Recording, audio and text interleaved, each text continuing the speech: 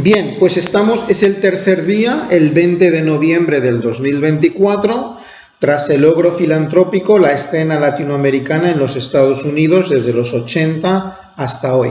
Hoy tenemos una dicotomía muy importante. De hecho, no es dicotomía, es más bien pensar dos conceptos que los dos autores que tenemos van a reivindicar, lo colonial y lo poscolonial. Hay autores como Miñolo que están luego reivindicando o abogando por lo descolonial, que se traduce del inglés mal a decolonial. Luego, en la segunda parte de la clase vamos a hablar un poco sobre la terminología, que tiene dimensiones muy importantes.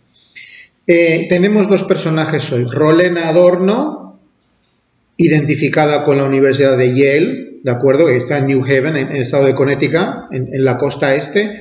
Yale es una de las universidades más poderosas del mundo, ¿de acuerdo? De ahí surge la clase dirigente estadounidense, ¿de acuerdo? Es un mundo sobre todo institucionalista, ¿de acuerdo? Rolena Adorno luego ha recibido premios y el personaje de mañana, que fue prácticamente director suya, Roberto González Echevarría, ha recibido premios de Barack Obama, lo cual es algo muy anómalo porque normalmente la gente que se dedica a estos menesteres no recibe premios, pero es la misma visibilidad e influencia de la Universidad de Yale, ¿de acuerdo? Y tenemos luego a José Rabasa. Ha estado por varias universidades como Michigan, como luego también Berkeley en California, ¿de acuerdo? Son dos sensibilidades muy diferentes, estos dos investigadores, pero los dos trabajan en el siglo XVI y vamos a ver por qué es importante, desde cierta perspectiva, reivindicar la importancia del siglo XVI, es decir, usar una diacronía, usar un grosor histórico, sobre todo en momentos como el actual, donde la enseñanza de textos históricos, textos o imágenes, dimensiones históricas, es cada vez más difícil, si no imposible. Yo usé ayer la fórmula que voy a repetir de agonías de historicidad. Agonía en el sentido de lucha, de pelea, pero también en el sentido de muerte. Los cursos académicos, las clases, las disciplinas, los libros, cada vez más están tratando únicamente del siglo XX. ¿De acuerdo? Estamos cayendo en un globalismo de una contemporaneidad exigua, muy, muy reducida. Se habla de lo inmediato, del presente inmediato y del pasado grueso, grosero, más diacrónico, más complicado, la misma diacronía del lenguaje. El español tiene unos 500 años de vida, unos 1000 años de vida, desde las glosas emilenses. Si leemos un texto de hace 500 años nos va a costar. Nos tenemos que esforzar. La misma diacronía lingüística, ese esfuerzo está siendo apartado. Vamos a ver luego la complejidad con el texto de Felipe Guamampoma de Ayala, muy vinculado con Rolena Adorno. Rolena Adorno es famosa, muy conocida por alguna serie de trabajos, pero sobre todo es la gran reivindicadora de Felipe Guamampoma de Ayala. Os estoy proyectando un texto de esa crónica, luego en la segunda parte de la clase simplemente los voy a mostrar para que lo tengáis en cuenta. La pregunta luego del curso, que es una pregunta muy difícil de contestar, ¿cómo nombrar, cómo narrar eso de América? Pero América en un sentido amplio de la palabra, ¿de acuerdo? Entonces, esa dimensión americana tiene que tener una dimensión inevitable, imperial y colonial, ¿de acuerdo? Si nosotros consideramos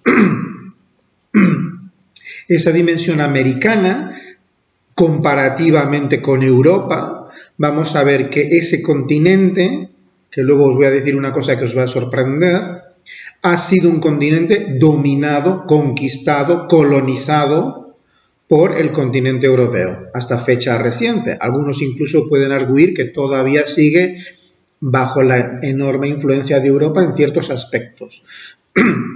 Pero esa dominación, esa conquista, esa captura América, del continente americano, luego ha sufrido transformaciones. No es lo mismo la América de 1950 que la de 1750, que la del siglo XVI. Entonces es muy importante historizar esa diacronía amplia de ese espacio grande con una temporalidad amplia que se llama América. Recordar lo que yo os estoy enfatizando: si yo fuese un monolingüe angloparlante y yo digo America, eso se refiere única y exclusivamente a Estados Unidos. Y la dimensión Latin America, la dimensión latina, está fuera a nivel discursivo, ¿de acuerdo? Entonces eso es algo que un hispanohablante y en otras lenguas, el francés también lo tiene y seguramente otras lenguas de origen latino también, como el italiano, el alemán tiene que tenerlo también, casi seguro. Empieza ya por lo menos con esta nomenclatura, por lo menos a cuestionarla. Estos dos autores empiezan trabajando las crónicas americanas, las crónicas de América. Crónica, chronicle en inglés, es una manera de narrar las narrativas americanas, las narrativas de América. América, ¿quién sabe cómo se llamaba oficialmente eso de América en el siglo XVI? El nombre oficial.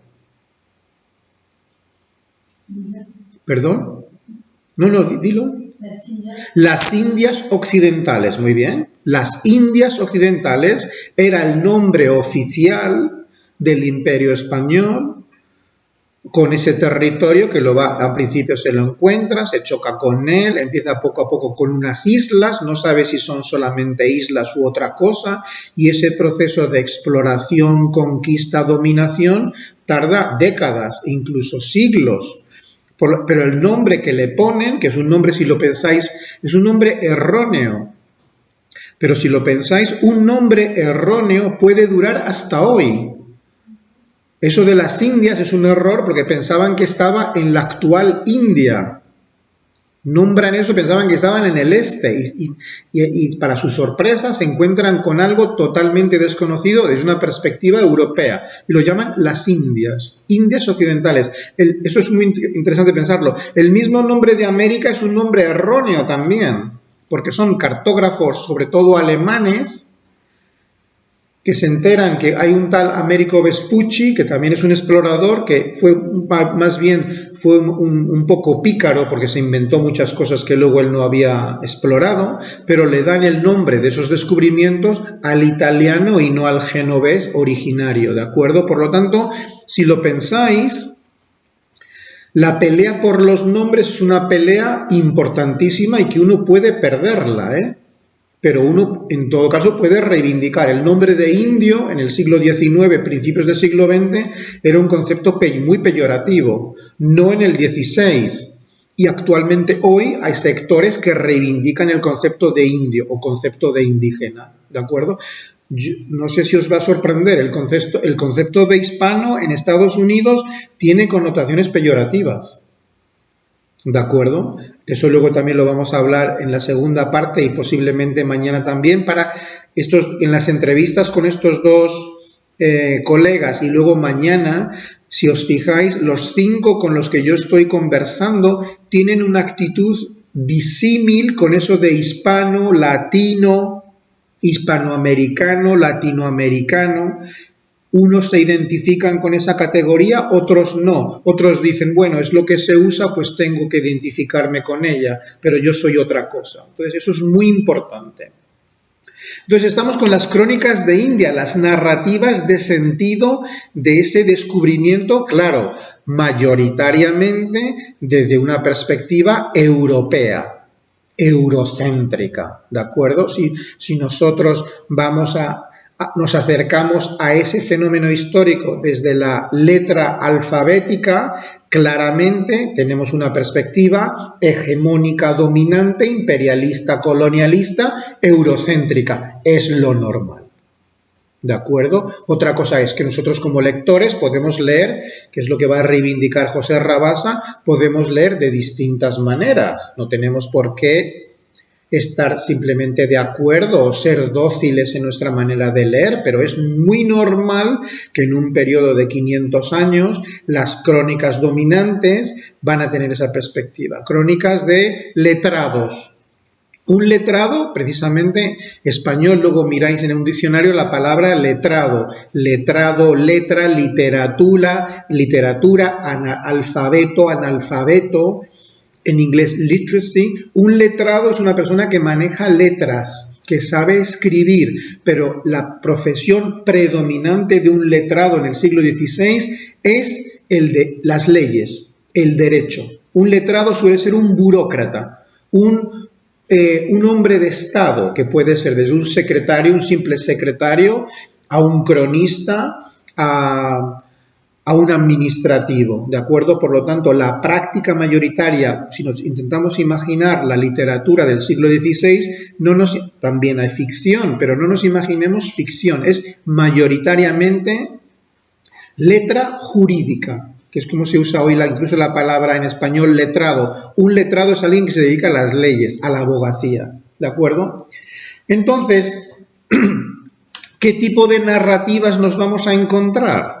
Pues nos vamos a encontrar, como ya estamos viendo, una narrativa, por ejemplo, una narrativa muy influyente, muy potente, muy dominante, sería una narrativa civilizatoria, occidentalista, y España, el Imperio Español, hay autores que lo sitúan, muchos autores, o de manera celebratoria o no, como pionera de la globalización en los últimos 500 años. Que es un proceso de convergencia de distintas civilizaciones. Esa es una narrativa poderosísima.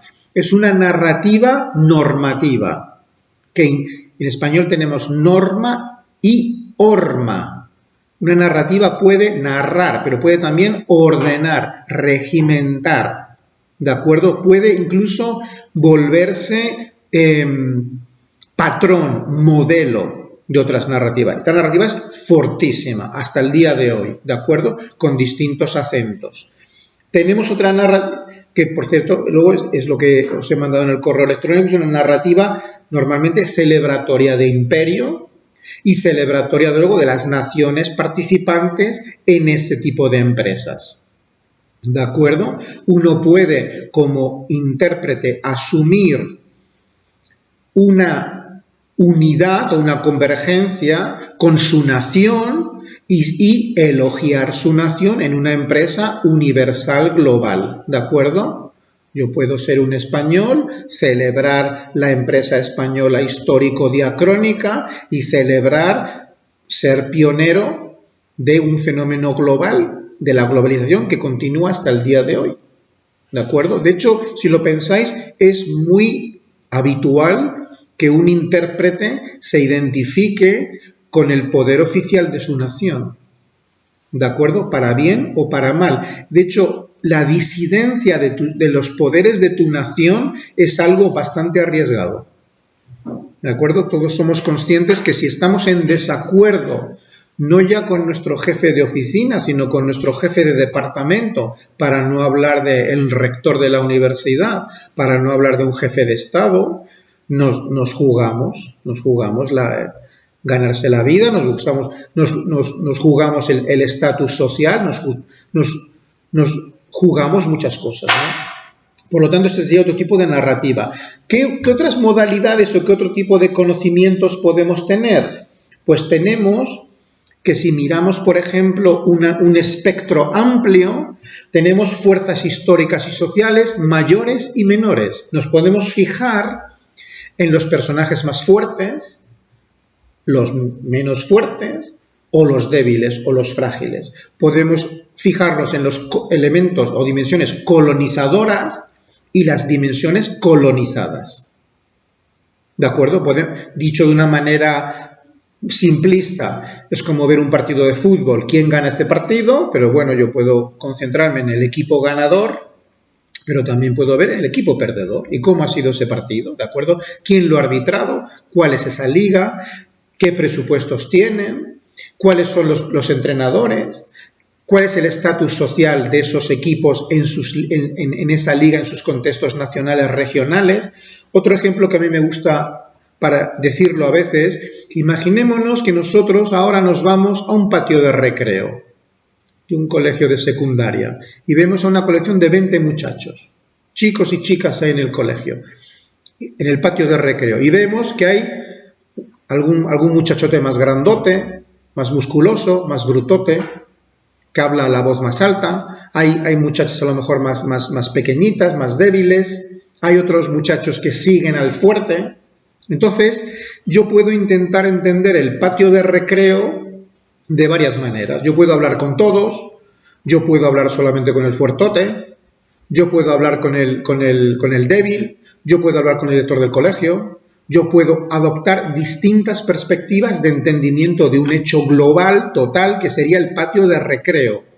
Esto es lo que están intentando, en concreto, Rolén Adorno y José Rabasa. No solamente hablar con el muchachote fortote, sino hablar, en algunos casos, con los elementos históricos que han perdido esa pelea o esa lucha, ¿de acuerdo? Lo que en inglés se llama the underdog of history. Es decir, ¿quién pierde en la pugna histórico-social?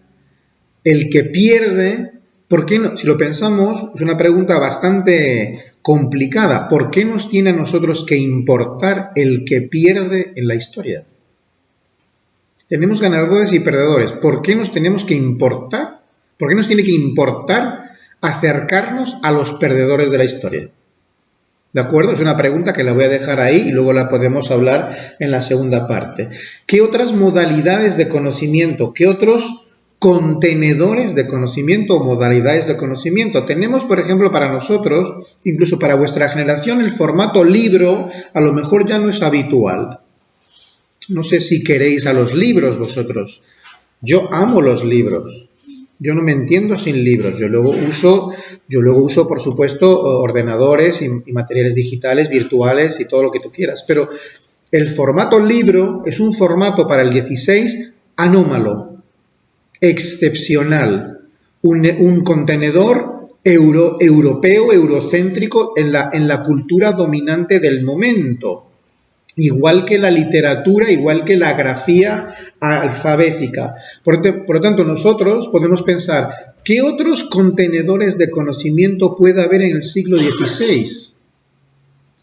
Si una lengua es la dominante, como es la española o la latina en el siglo XVI, en un contexto, por ejemplo, andino, en relación a Guamán Poma de Ayala, ¿qué otros códigos puede haber? Pues hasta el día de hoy tenemos el quechua, el aymara, la lengua puquina y habrá otras lenguas, ¿no? Por lo tanto, yo puedo intentar escuchar otros códigos para entender esa relación social, histórico-social, ayer y hoy. Yo puedo acercarme a distintos agentes productores de conocimiento. ¿Yo por qué tengo que ir única y exclusivamente a un sujeto blanco occidental que me hable una lengua que sea el inglés, por ejemplo? Lo digo así muy claro, pero si yo les digo a ustedes que en un contexto estadounidense el inglés es la lengua dominante, abrumadoramente dominante, y las otras lenguas no coexisten, el efecto apisionadora de eso es tremendo. Es como que el mundo únicamente se entiende a través del inglés. Entonces, lo que están intentando estos autores es abrirse a otros códigos, ¿de acuerdo?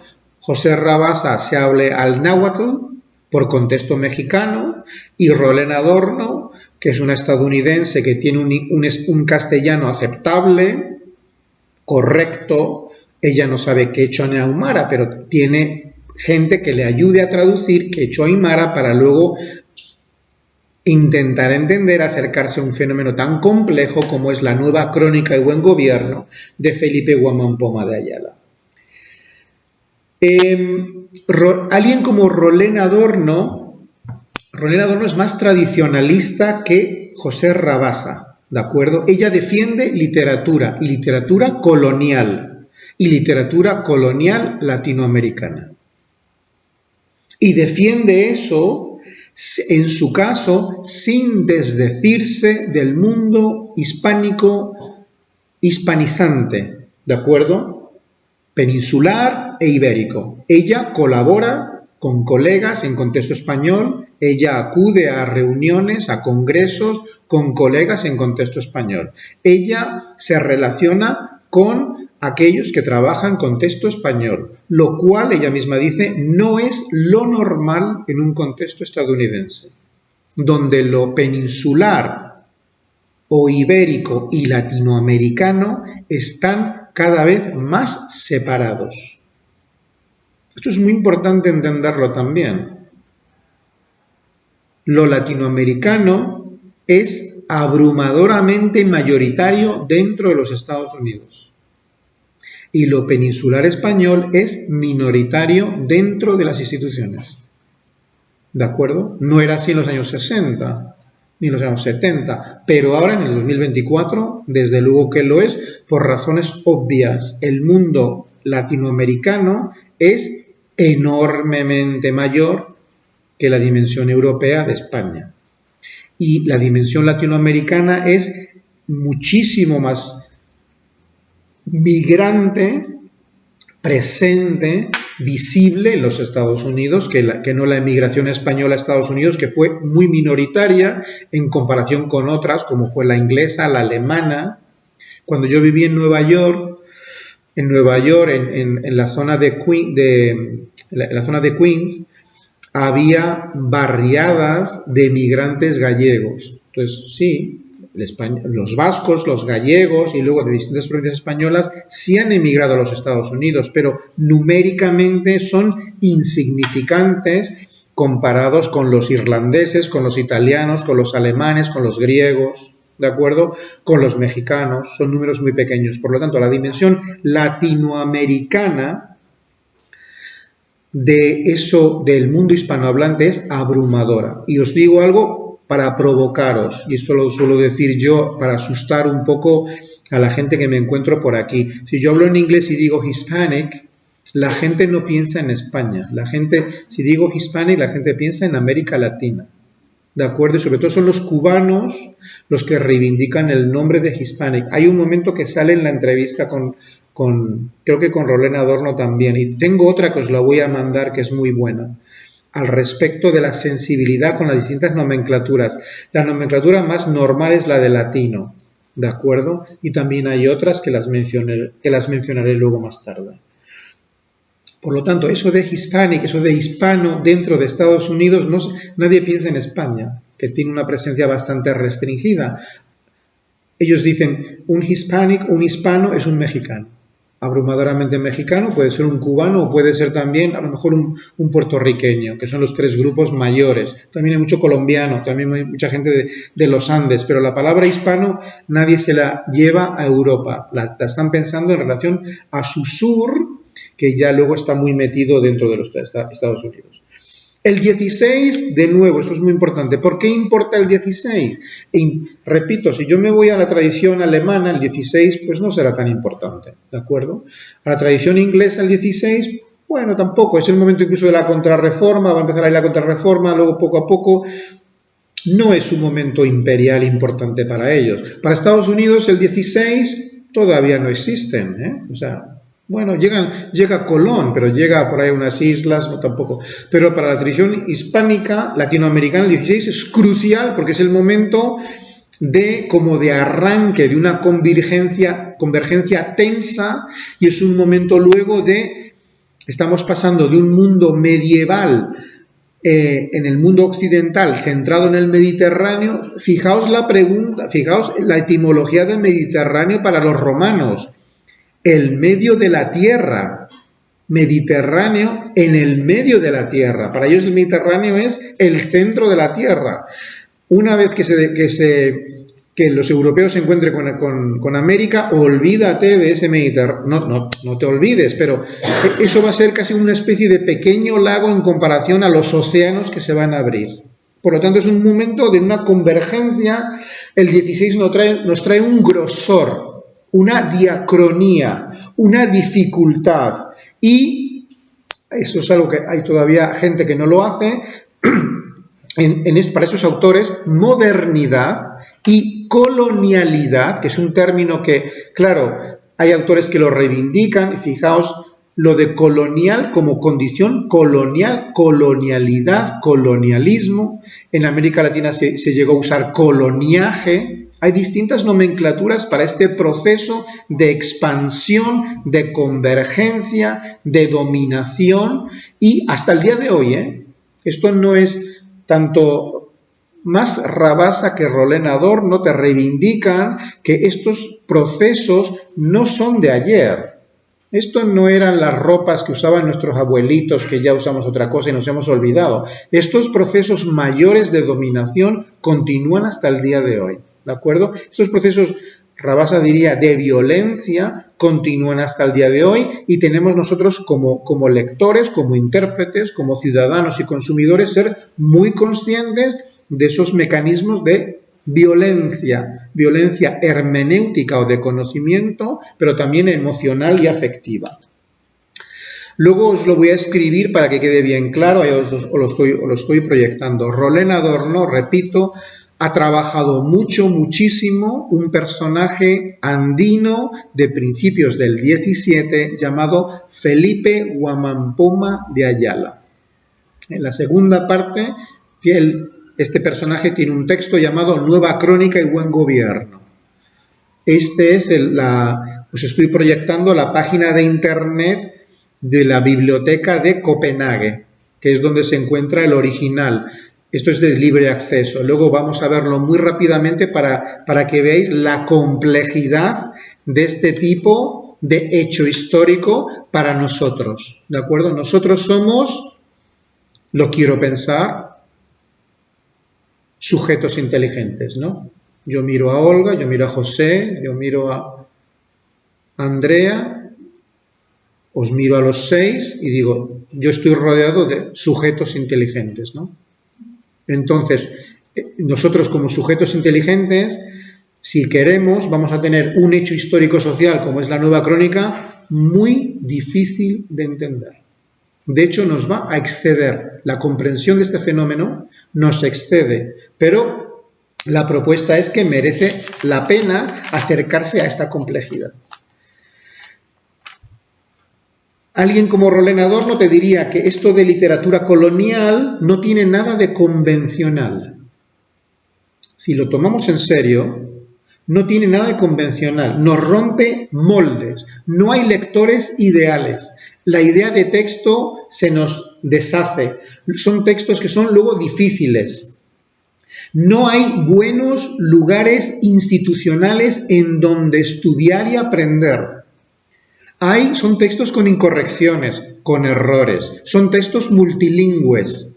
El texto de Huamampoma de Ayala está en latín, en español, en quechua, en aymara, con algo de puquina. ¿Quién sabe todas estas lenguas? Yo no. Yo sé un poco de latín, yo más o menos entiendo el español, yo estudié un poquito de quechua, pero se me ha olvidado ya. Por lo tanto, es un texto que a mí me excede. Son textos luego visuales y gráficos, ¿de acuerdo? Son textos escritos, y esa es la letra original, y luego hay unas imágenes, pero esas imágenes, esa no es la imagen renacentista con perspectiva, es una imagen andina de confluencia de mundos. Por lo tanto, entender esas imágenes también es complicado. ¿De acuerdo? Entonces, lo que decíamos con las fronteras en relación a Miñolo, estamos en un mundo de mezclas, de hibridizaciones, de conversiones, de transmutaciones, de desubicaciones. Nosotros nos queremos ubicar, nos queremos situar, queremos intentar entender algo que nos va a descolocar casi siempre. Y de hecho, estar descolocado, desubicado, confuso, es algo en este contexto bueno y deseable. Cuando alguien dice que eso es un texto problemático, estos textos no se solucionan, no se aclaran. El problema no desaparece, el problema continúa y se acrecienta. Entonces, ese es para nosotros el reto interpretativo de ese tipo de textos. Los personajes, como he dicho antes en la introducción, en las palabras de bienvenida. Son personajes que tienen nombres muy largos. Por ejemplo, Álvar Núñez Cabeza de Vaca, Bartolomé de las Casas, Bernal Díaz del Castillo. Tienen apellidos múltiples. Suelen ser letrados, suelen ser aventureros, suelen ser frailes, suelen ser cronistas, suelen ser secretarios de u hombres de Estado. La perspectiva es mayoritariamente eurocéntrica para la época. Nosotros, sobre todo si nos acercamos con el español, quien sepa otros idiomas puede por lo menos intentar dar otras perspectivas, ¿de acuerdo? Rolén Adorno escribió un libro bastante importante, que fue quien la lanzó, el libro que la lanzó a la fama, Escritura y resistencia en el Perú colonial, en relación a Guamán Poma de Ayala. En la segunda parte de esta clase vamos a ver cómo entender eso de escritura, que repito, es una escritura compleja, no tipográfica, es una grafía con errores gramaticales en español, desigual, porque Guamán Poma de Ayala está en el siglo XVII en los Andes, está en el Cuzco, y él está reivindicando, está criticando al gobierno español, el gobierno hispano, defendiendo sus intereses desde una posición leal, pero de reivindicación de sus derechos. Él está intentando unir el legado imperial español con el legado inca derrotado. ¿De acuerdo? Es una mezcla muy compleja la que está intentando hacer, pero es que no le queda otra, no puede hacer otra cosa. Rolén Adorno tiene una frase muy famosa en este libro, que ella dice: este libro es un intento por descolonizar la historiografía literaria. Esto lo subrayáis o lo escribís, está en la entrevista y luego os voy a contar algo más sobre esta declaración y la relación en la entrevista. Pero ella está intentando descolonizar la historiografía literaria latinoamericana, al lado de Guamán Poma de Ayala. Luego lo vamos a hablar entre nosotros. ¿Qué están intentando ambos autores? Abrir códigos complejos y situarse en un entremedias, ¿de acuerdo? Entre colonizador y colonizado. Y, por supuesto, todos los sectores intermedios. El proceso imperial colonizador no se va a parar históricamente, va a continuar 3 siglos después. E incluso algunos autores dudan que las mismas repúblicas latinoamericanas parasen esa descolonización, sino que continuó de otra manera. Por lo tanto, son procesos amplios, de siglos. Lo que nosotros podemos intentar es, por lo menos, hacerlo más complejo, hacerlo que no tenga soluciones fáciles, ¿de acuerdo? Intentar abrir los monolingüismos e intentar, con la crónica, buscar espacios de protesta, de reclamo, de defensa de derechos, de disidencia, ¿de acuerdo? Ambos autores están intentando algo que es muy importante y muy difícil: lograr una disidencia de los poderes establecidos. Disentir, si yo disiento y estoy en desacuerdo. Hay una expresión, por cierto, histórica española que es muy interesante. Y si queréis os puedo dar incluso alguna referencia a alguna película, por ejemplo, no sé si habéis visto de Herzog, Aguirre, la ira de Dios. ¿Habéis visto esa película? Os lo voy a recomendar. Es una película absolutamente excelente, maravillosa, del cineasta alemán Herzog. Pero hay una expresión en la época: si el rey te da una orden, imaginemos que el rey le da una orden a alguno de vosotros y esa persona quiere desobedecerla, la fórmula que se usaba es: acato, pero no cumplo. Acatar quiere decir, la fórmula que se usaba era: recibo la orden, acato. Acatar quiere decir obedecer, pero no la cumplo. ¿De acuerdo? Era la fórmula que se usaba en la época formal oficial de desobediencia más o menos tolerada. Si uno desobedece a un rey, a una normativa real, dependiendo de la desobediencia, te juegas la vida, ¿eh? Puedes perder la vida y la hacienda y muchas cosas, ¿de acuerdo? Por lo tanto, lo que se está intentando es, estos dos colegas, abrir perspectivas, abrir mundos, no quedarse en códigos cerrados y, por supuesto, no solo seguir la marcha imperial.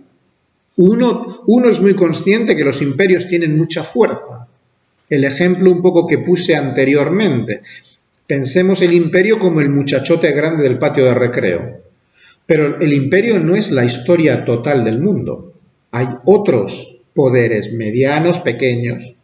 Por lo tanto, de lo que se trata es no ver únicamente el poder imperial, colonial, organizador, ordenador del mundo conquistado, sino ver otras opciones. Bien, vamos a pasar a José Rabasa. José Rabasa tiene una sensibilidad indigenista muy diferente, bueno, muy diferente desde luego de Rolén Adorno. Hay puntos de convergencia, pero vienen de sitios diferentes. Él más bien trabaja, él es mexicano, de origen mexicano, él luego ha vivido mucho tiempo en los Estados Unidos, él trabaja luego sobre todo el legado de la historia mexicana, pero el legado precolombino indigenista en contexto mexicano. Él, uno de sus temas fundamentales es la violencia colonial, postcolonial. Él usa también el corchete de pensar ambos conceptos al mismo tiempo. Lo colonial no es solamente el XVI, ni lo postcolonial es el siglo XXI. Ambos textos, pensadlo como si fuera un semáforo y son parpadeos de luces. Pensar el rojo, verde, amarillo. Los dos conceptos parpadean y nos están interpelando, porque están funcionando los dos al mismo tiempo en todos los espacios y tiempos, ¿de acuerdo?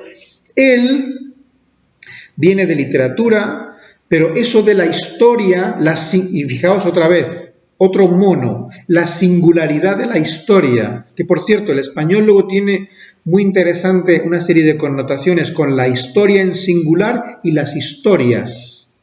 Por lo tanto, él es un tremendo desconfiado y muy escéptico con la invocación a la historia. Y estoy hablando de Rabasa, ¿de acuerdo? Y él aboga por una escritura poética de la historia. Luego vamos a ver qué puede significar eso, ¿de acuerdo? Él viene de filosofía, una tradición, él empieza estudiando filosofía en México, ¿de acuerdo? Existencialismo, nihilismo, ¿de acuerdo? Marxismo, está influido por el marxismo.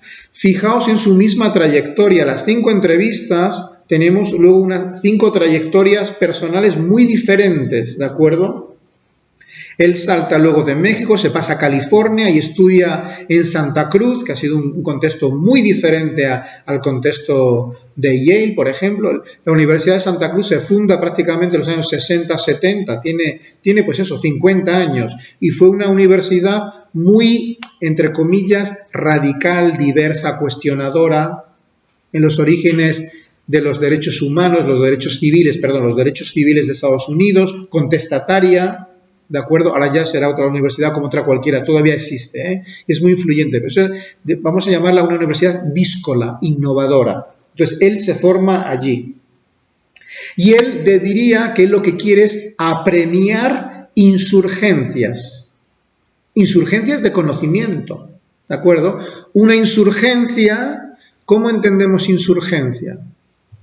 ¿Quién me quiere decir lo de insurgencia? Gidan, ¿cómo entiendes insurgencia?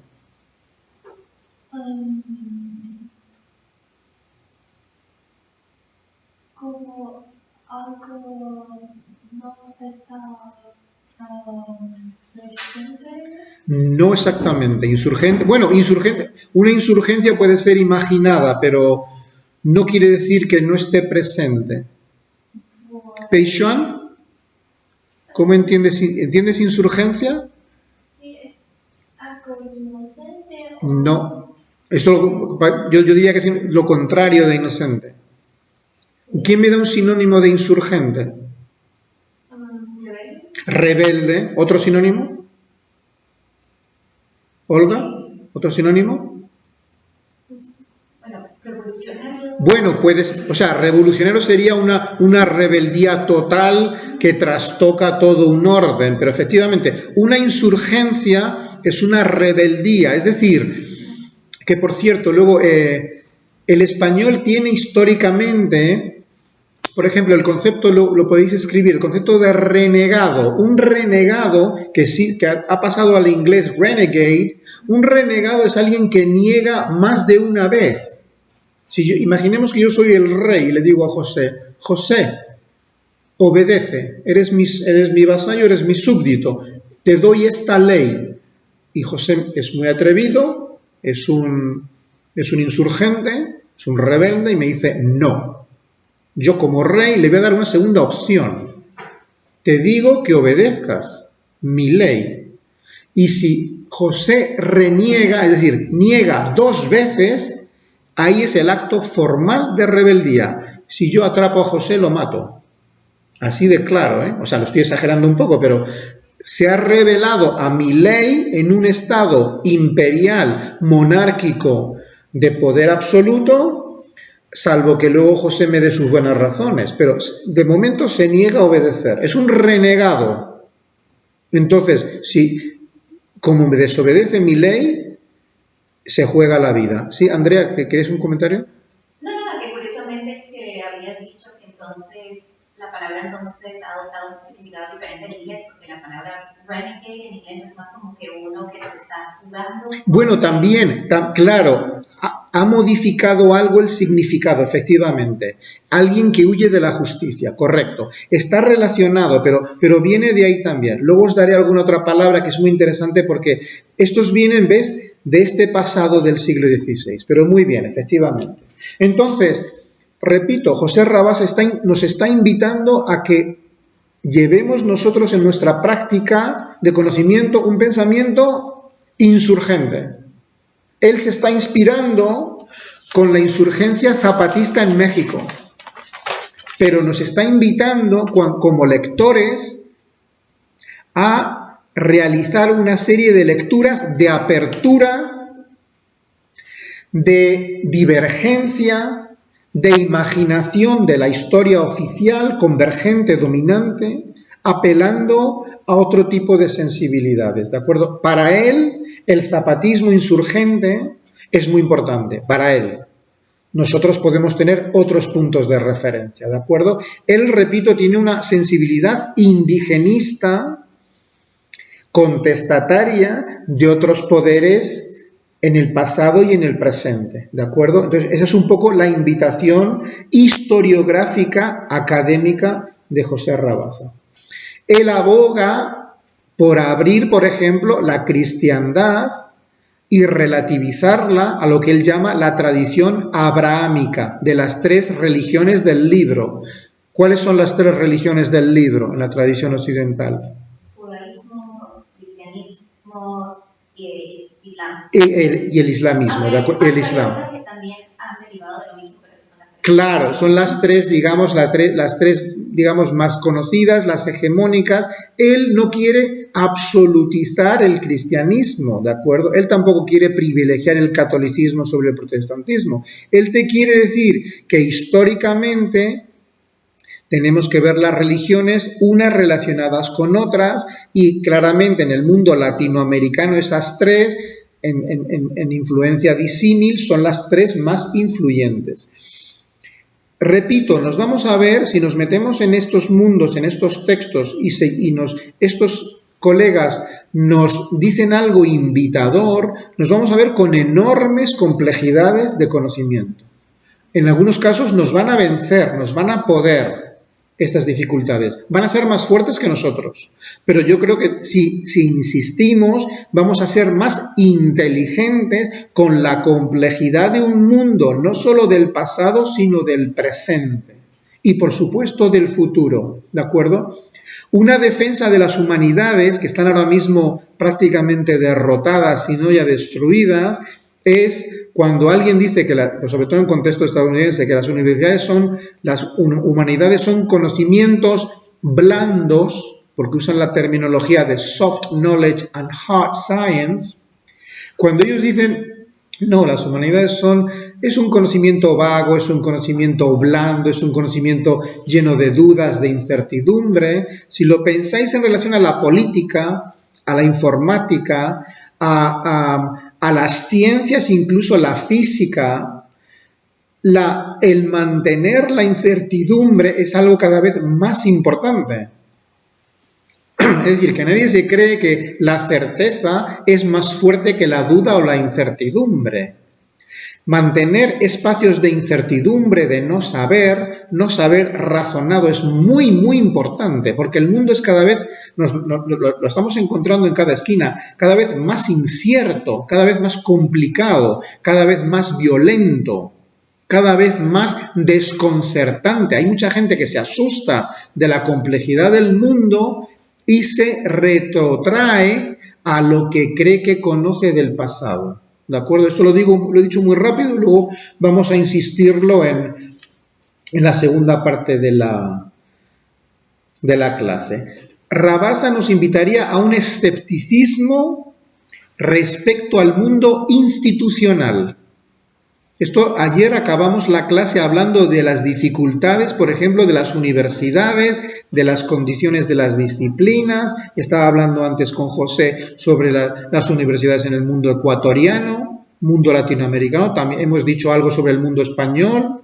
Las universidades están pasando por unos procesos de cambio y de transformación muy complicados. Alguien como Rabassa te está diciendo, sí, a mí me interesan procesos coloniales, pero a mí no me interesa necesariamente defender los estudios coloniales.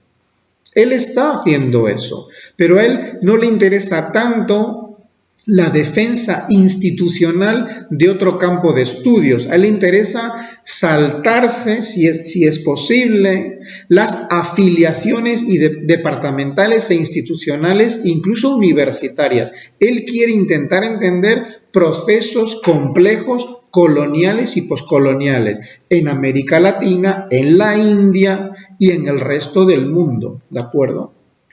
Por lo tanto, esto es muy importante en relación a casi todos los autores de este libro, de este curso. Ellos son escépticos con las disciplinas. Ellos, tú dirías, si nosotros le preguntásemos a Miñolo, ¿tú eres filólogo? Diría, no, yo eso no soy. ¿Tú eres semiótico? Bueno, yo estudié semiótica. ¿Tú eres literato? Dice, no, yo estudio literatura, yo uso literatura, pero yo no soy literato. ¿Tú eres historiador? Bueno, depende de lo que sea, lo que entiendas por historiador.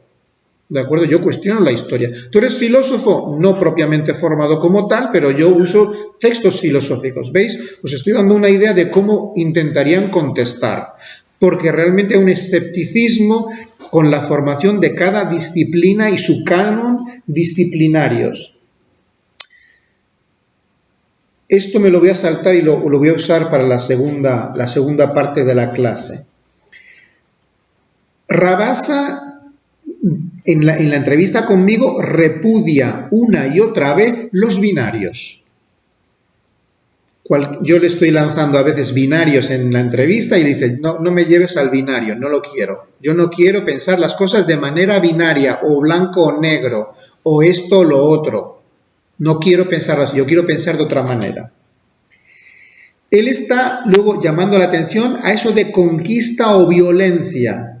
Pero, claro, no entendida únicamente, o sea, violencia de una manera grosera puede ser si Olga coge una espada y me acuchilla y yo aquí caigo al suelo sangrando y me mata. Bueno, es una manera de violencia. Pero también otra manera de violencia que es, por ejemplo, el silenciamiento. Lo que en español se dice el ninguneo. Si yo ninguneo a alguien, lo convierto en nadie.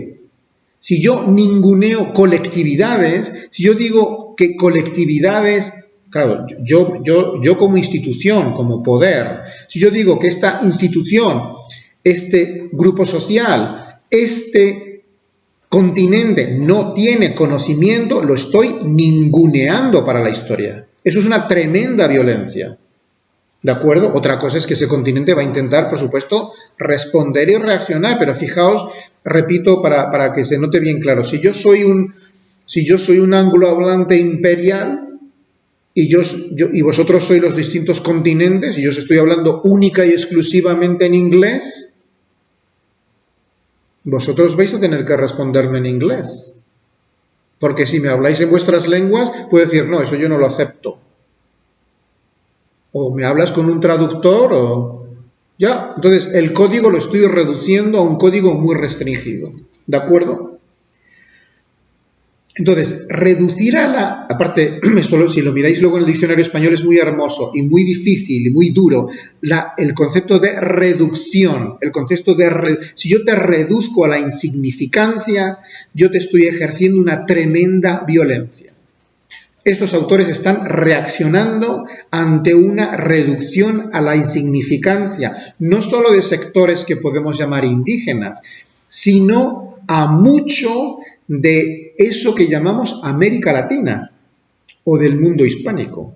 Fijaos lo que os estoy diciendo. Están intentando reaccionar ante eso. Y acabo entonces con lo siguiente, y luego vamos en la segunda parte a hablar de lo siguiente. Colonial, poscolonial, que también luego tenemos descolonial. Luego en español se traduce, por influencia del inglés, decolonial, igual que la deconstrucción o desconstrucción de Derrida. Se traduce desconstrucción, deconstrucción, bueno, pues de descolonial. Aparte, el contexto mexicano tiene seminarios de descolonización de los años 60, por lo tanto, hay distintos conceptos. Por influencia un poco de Miñolo se usa lo de decolonial y decolonialidad. Bueno, no importa. Vamos luego a hablar un poco de la distinta terminología. Si lo colonial es algo pesado, violento, difícil de manejar, ¿yo cómo me lo quito de encima? ¿Yo cómo me desquito? ¿Yo lo cargo? ¿Cómo lo cargo? ¿Cómo me lo llevo encima? ¿O qué alternativas le busco? ¿Cómo lo aligero? Y, por supuesto, ¿cómo lo digiero? ¿Y qué otras opciones puedo tener? Son preguntas tremendas, que son muy difíciles de contestar. Pero estos autores se están, por lo menos, peleando con ellas, ¿de acuerdo? Esto luego lo insistimos.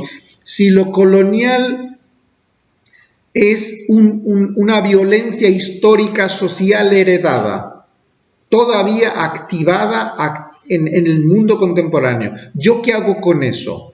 Alguien puede decir, no, yo perfecto, yo me uno a esto y yo participo de esa empresa. Pero alguien puede decir, no, yo quiero hacer algo diferente.